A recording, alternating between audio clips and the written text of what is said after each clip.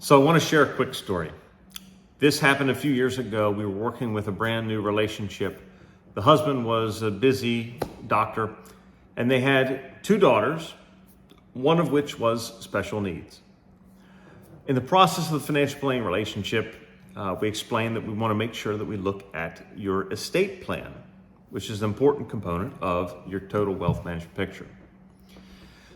Reluctantly, he gave us copies of his estate plan simply because he had recently, within a year, gone to an attorney, had one drafted, and had everything redone.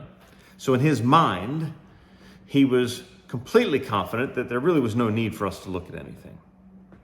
However, what we want to make sure is that there's no blind spots, that there's no surprises.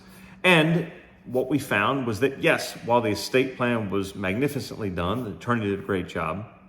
However, what was not done was a lot of the follow through. I don't know where the ball got dropped. However, here's what happened.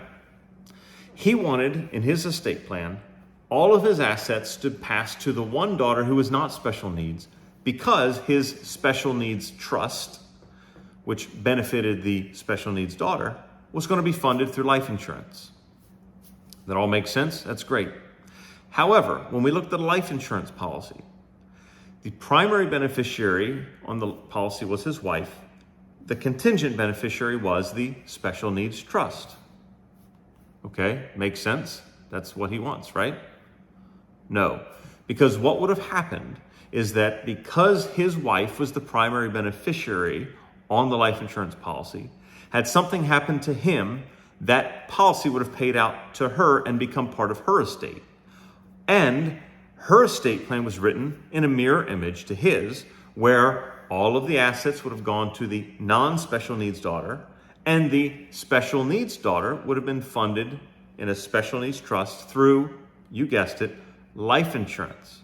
However, at that point, life insurance would not have been there because it would have paid out already to the wife and become a part of her assets.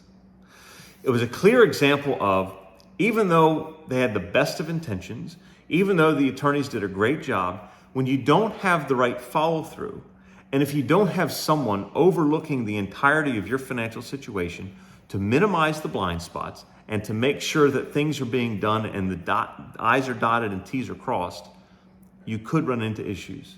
And I guarantee there are case after case after case of this type of stuff every day.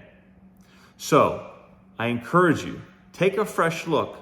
Make sure your advisor, your wealth manager, is looking at the entirety of your situation and going beyond just the surface level planning and investment management.